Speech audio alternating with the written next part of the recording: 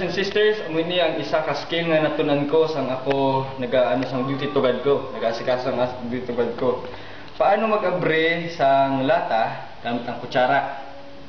Diba, palapit na si Elder Hapson. Primero gali, dapat sanay na ang imo mo. Force mo. Yan, tapos crack na. Okay na, mas hapos na.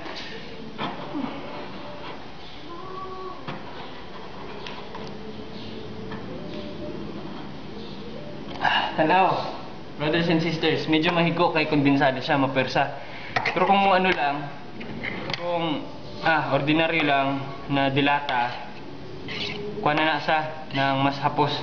Isubong, tinlo gid, guwapo gid. So, sa tanan nga mag-try, ako maghatag sang pamatuod sa inyo. Namit. Sa liwat, kaya nyo na. Basaran gid ninyo ina, pila lang ka practice. Ako nahimo ko gani. Kag gusto nyo mag-try, ano yung mahambal sa inyo? Pinigid. Okay lang. Tapos na.